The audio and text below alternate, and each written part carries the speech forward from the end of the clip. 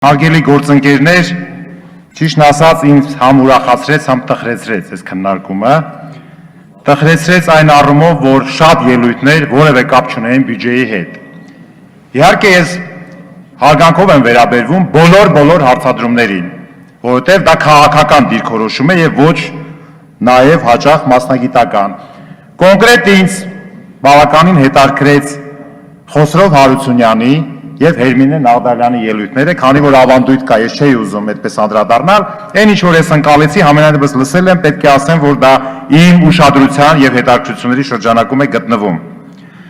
Տեսեք, ես ուզում եմ մի քիչ քննարկման կոնտեքստը փոխեմ։ Բոլոր քննարկումները ուրեմն հետեւյալ կառուցվածք ունեն։ Ինչն է վատ, ռիսկերը որոնք են, սպառնալիքները որոնք են, եւ ինչ պետք է անել։ Այսինքն պետք է ներդրումներ անել, պետք է միջավայրը գրավիչ դարձնել, չգիտեմ, տարբեր համեմատություններ են անում եւ այլն, բայց որևէ մեկը չի ասում, թե ինչի է այդ բոլոր պայմանները ստեղծելու հետևանքով կամ արդյունքում այնուամենայնիվ ներդրումները չեն գալի։ Ուրեմն ինչ որ մի խնդիր կա, որ տնտեսական բարեփոխումների մեջ չեն միայն, խնդիրը քաղաքական բարեփոխումների մեջ է։ Հիմա ես ուրեմն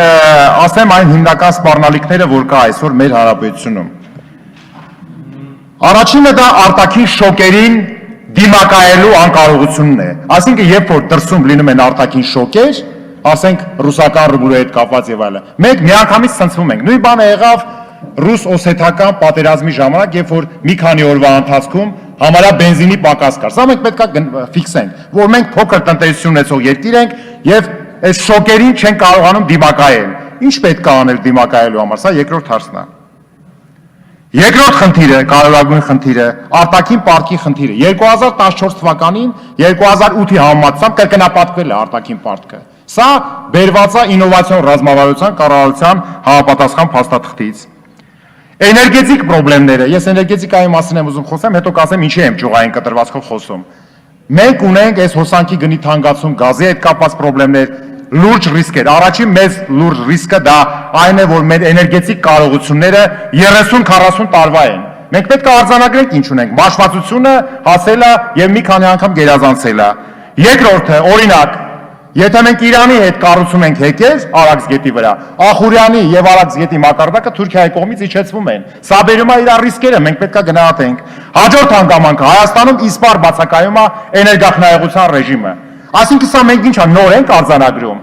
Տիկին Նաղդալյան, որ մենք խոսում ենք, որ մենք կատարում ենք այս քայլերը, սա նոր բան չի, սա մենք եկել է եւ հասել ենք 10 տարվա ընթացքում, 15 տարվա ընթացքում, 8 տարվա ընթացքում եւ անպայման պետք է գնահատական տանք, թե 2008-9 թվականին, երբ որ 9 թվականին եղավ ճգնաժամ, ոնց մենք պետք է հակաճգնաժամային քաղաքականություն կատարեինք, որն էր որ կախված էր մեզնից։ Ես երբ որ ասում եմ կառավարության մեր ընկերները մի քիչ նեղանում են, ոչինչ նորմալ է։ Ասում եմ 50% արտաքին մարտահրավերներով պայմանավորված, այն 50-ը կառավարության։ Որ ասում են չէ, ասում բա ինչ, ասեմ 10%-ով է ձեզնով պայմանավորված։ Իհարկե ոչ։ Հիմա չեմ էլ ուզում ձեր դերը թերագնահատեմ եւ ասեմ ձեզանից բան կախված չի։ Ես պարոն Խաչատրյանին շատ ասելիք չունեմ, որտեւ ես ասել եմ բյուջետային քննարկումների առաջի այդ նիստի ժամանակ։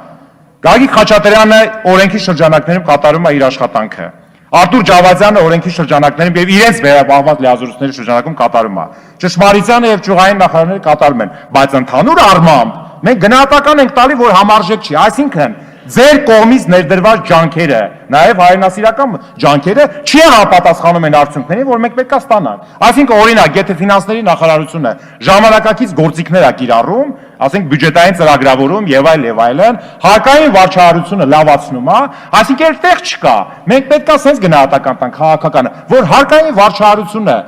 ինչքան սահման ունի լավացնելու, հա, այդտեղ կա լավացնելու կամ օրենսդրությունը ինչքան սահման ունի լավացնելու։ Ասենք մենք եկել հասել ենք 80-90%-ի ուրեմն բարենորոգումների։ Դրանից են կողմ էլ տեղ չկա։ Կամ կենտրոնական բանկը հոյակապ բազելյան վերահսկողական գործիքներով աշխատում, բայց այն օբյեկտը, որ բանկերը պետք է ինտեգրվեն տնտեսության հետ, անբավարար է։ Այսօր բանկերի միջոցով մեր տնտեսական արդյունքի շատ չնչին մասն է, չեմ ասում չնչին, 1/3 մասն է, որ ձևավորվում է, որը շատ քիչ է, որովհետև բանկերն էլ բեռնվում են այն հիվանդ ակտիվներով, որոնք իրանք ժամանակին վերցրել են, նաև խոշոր խաղացողների կողմից, եւ հիմա այդ ակտիվների զերը կրակն են ընկել։ Իրան այդ ակտիվները պետք չի բանկերի, որ ինքը վերցնի շալակի, ինքը բիզնեսով չի զբաղվելու, ոչ էլ իր գործն է։ Հիմա եթե գնում է կոշտ վերահսկողական ռեժիմի ինչ անի այսինքն սա ես կոնկրետ պրակտիկ օրինակ եմ ասում կարամ կատնամթերքի շուկայի օրինակով հստակ ասեմ այնտեղ գնում է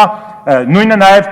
մեր գինու կոնյակի արտադրողների մասին սա շատ կոնկրետ պետք է հենց որ մենք մակրո մակարդակով ինչ որ բաներ ենք խոսում նա նշանակում է անհասցե խոսակցություն Աշխարհին դեռ նորություններ չկա, դասագրքային բաներ են, որ գնաճի զսպման քաղաքականությունը ոնց պետք է լինի, կայունացումը ոնց պետք է լինի։ Այդ որ ասում եք թե մի կայունացրեք, վերականգնող, տես բան չկա։ Դու հիվանդին սկզբից պետք է եթե ճնշում ունի կամ շաքարով հիվանդ է, բայց սրտի վիրահատություն պետք է կատարվի, սկզբից պետք է բերես կայուն վիճակի, նոր սրտի վիրահատություն անես, տես բան չկա, անպայման պետք է կայունությունը եւ վերականգնումը զուգակցվի հաջորդականության բնական ցիկլով։ Հիմա շատ կոնկրետ, ուրեմն մի երկու բան եմ ասում ճյուղային մակարդակով։ Էներգետիկան եմ վերցնում, որտեղ սա տնտեսության ողնաշարն է, չեմ կարող ամեն ինչի մասին խոսեմ, ժամանակը չի երիքում։ Ինչ ունենք մենք էներգետիկայում։ Այսօր մենք ունենք հստակ այսպիսի մի բան։ Մենք արտադրում ենք 7.5 միլիարդ կիլովատ-ժամ էլեկտրաէներգիա։ Դրանից 1.5-ը, 1.8-ը արտահանում ենք, 5.5 միլիարդը սպառում ենք, որից 2 միլիարդը բնակչությունն է սպառում։ Մենք ունենք էներգետիկ բալանս Եվ մեր մոտ թողարկված էլեկտրաէներգիան, ելնելով էներգետիկ կարողությունների իմ ասած մաշվածությունից, ելնելով էներգախնայողության բացակայությունից, ելնելով սակագնային կարգավորման անբավարար լինելուց, որը պետական ծառայությունների մատուցման տիպիկ օրինակ է։ Մենք ասում ենք պատավատներ եկեք քչացնենք, չէ՞։ Մենք հոմենապատավատը չի։ Մենք այդ որ պետական ծառայողներին փող ենք տալի, այդ փողի դիմաց հասկանում ենք իրանք ինչ են անում։ Մեր մոտ կան բազմահազար պետական ծառայողներ, ես չեմ ուզում իմ դեմ տրամադրել, որ նստած են, բայց օրվա մեջ իրանք էլի հայրենասեր մարդիկ են, ինչով են զբաղված։ Այսինքն նորմալ է դա, այդ կառավարման կոնստրուկցիան նորմալ է,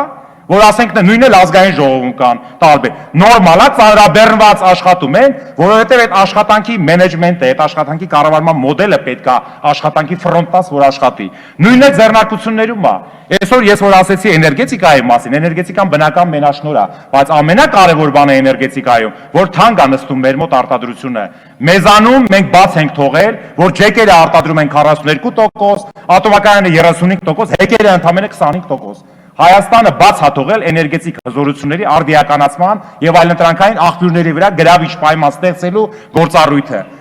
Եվ սենց մենք կարող ասենք նաեւ արդյունաբերության մասին։ Հիմա արդյունաբերության մասին։ Ես ուզում եմ մի հետարքիր բան ասեմ, երբ որ Բարգավաճ Հայաստանը շատ ընդդիմադիր դիրքերում էր գտնվում, մի հատ փոքրիկ դրվագ եմ ուզում ներկայացնեմ։ Ես նախաձեռնեցի արդյունաբերական քաղաքականության մասին օրենքի նախագիծը եւ հանդիպեցի Վահրամ Ավանեսյանին, էկոնոմիկայի նախարար։ Քննարկեցինք անկեղծ եմ, ասեցի սա իմ կոնցեպցիան է, դու ինչ ունես ավելացնելու, ինչ որ բան կա, ասեց սա, ասեցի խնդիր չկա, մենք պետք է փոխադարձ համաձայնության գանք։ Հետագայում ես հանդիպեցի վարչապետ Տիգրան Սարգսյանին, ասեցի այսպեսի բան կա, քանի որ դուք սովորություն ունեք մերժելու ընդդիմության կամ ոչ իշխանության նախագծերը, սենց մի բան եմ քեզ ասում, որ շատ անհրաժեշտ է։ Ասեց ինչ ասում Վահրամ Ավանեսյան, ասեցի արի Վահրամ Ավանեսյան։ Դա Հյուսիս-Հարավի կառավարման խորհրդի նիստ էր։ Մոտեցավ, ասեց նորմալ է։ Մենք անցկացրինք։ Դա անցավ առաջին ընթերցմամբ։ Երկրորդ ընթերցումից առաջ արդեն նախարարը Կարեն Ճշմարիտյանն էր։ Ինքը հրավիրեց, հանդիպեցինք եւ խոսեցինք։ Բա կարգավորենք, ճշտենք, ասեցի խնդիր չկա։ Ցանկացած պրիզմայով, ցանկացած խորությամբ ու լայնությամբ համաձայն։ Իսկապես մենք եկանք կոմպրոմիսի, ինչ եմ ուզում ասեմ։ Եթե դու ուզում ես աշխատես, անպայման արդյունք լինում է։ Եթե մենք ուղղակի sense ձևի համար օրինակից ենք ներկայացնում, կող գնում, դա բարդ է։ Ես ուզում եմ անկեղծ ասեմ, բայց ես ուրախ եմ եւ որ այսօրվա բյուջետային ուղերձում արդյունաբերական քաղաքականության մասով արդյունաբերական գոտիները եւ հնգամյա արդյունաբերական պետական ծրագիրը, որը նաեւ Խոսրով Հարությունյանի նաեւ ակտիվ մասնակցությամբ է եղել, մեր մասնակցությամբ Հերմինե Աղդալյանի, Նաիրա Զորաբյանի, մենք կարողացանք անցկացնել եւ այսօրվա բյուջետային ուղերձի այն տնտեսական ապահովման մեխը առանցքը մեր օրենքն է։ Կարելի է դրա մասին ասել նաեւ Կարելի է ասել, մեր ընկերները տեղյակ չեն, որ դա։ Ինչ եմ արդյունաբերությունը ես ուրեմն շատ գնահատում, որովհետև սա արդյունաբերական երկիր է, միայն գյուղատնտեսությամբ եւ գյուղատնտեսության վերամշակող ճյուղերով մենք չենք կարողանալու առաջ, մեր մոտ պետք է արդյունաբերությունը հարգի լինի։ Հիմա գալիս եմ հիմնական մեխին, շատ բան չեմ կարող ասեմ, ինչ որ է, պետք է ասեմ հետեւյալ կարևորը։ Գալիս եմ տնտեսական բարեփոխումների եւ քաղաքական բարեփոխումների զուգակցմանը։ Հիմա տեսեք, ամեն ինչ անում ենք, ասենք սեփականության անձեռնմխելիություն, կա թե չէ, իհարկե ոչ։ Եթե կա քաղաքական որոշում, որ այս մարդը պետք է այս սեփականությունը չունենա, կարող է չունենա։ Այդ մարդուն լրիվ չեն ունես զրկում, կարող են ասեն, այս գնով ենք։ Մենք ենթադրում, որ քո սեփականությունը գնահատում ենք այսքան, որը կարող է ցածր լինել։ Երկրորդը, կա որակյալ մրցակցային հարաբերություն արդար, ոչ։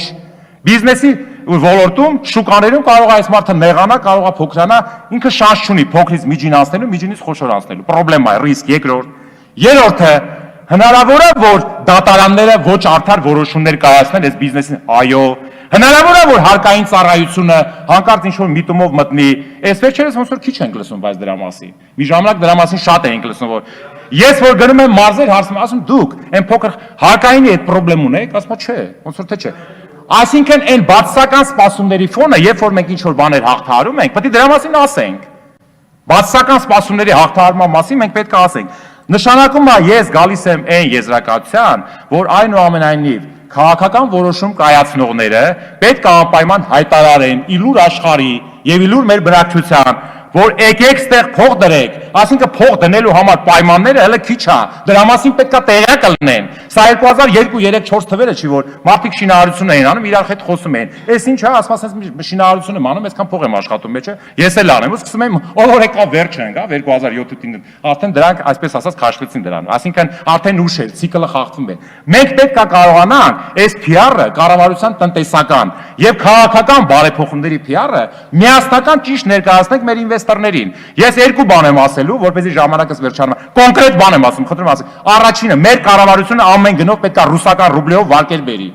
Այս ամբողջ ռիսկերը հաղթահարելը ռուսական ռուբլով վարկեր։ Մեկ, նորից եմ կրկնում, եւ երկրորդ, պետք է կարողանանք արդյունաբերական կապիտալը, բարձր արտադրողական կապիտալը, հիմա պայման չկա որ ներդրվի ավելի ուշ, հիմա մենք պետք է բերենք կոմերցիոն արդյունաբերական կապիտալը, նմուշը բերում ես, տալիս ես գործարանին, պայմանները կա, ինքը արտադրումը արդեն շուկան ունես։ Սա է մեր ճանապարհը, մտնել կոնկրետ բիզնեսի բնագավառ, թե չէ մակրոտնտեսական անալիզները գրքերում էլ կա, դասագրքերում էլ կա, Նոբելյան մրցանակակիրների մոտ էլ կա, հերիք ամենք դրա։ Մենք պետք է անցնենք կոնկրետ բիզնեսները, բիզնեսի համար պայման ստեղծելու եւ ձեռնարկություն առ ձեռնարկություն անցնելու։ Վարչապետի մոտ պետք է քարտեզը լինի, պետք է մատրիցան լինի, ագարակից միջև ամասիա։ Սա է լուծումը։ Շնորհակալություն։ Շնորհակալություն, բայց շասի կողմ եք դեմ թե ձեռնպատ, թե կասեք։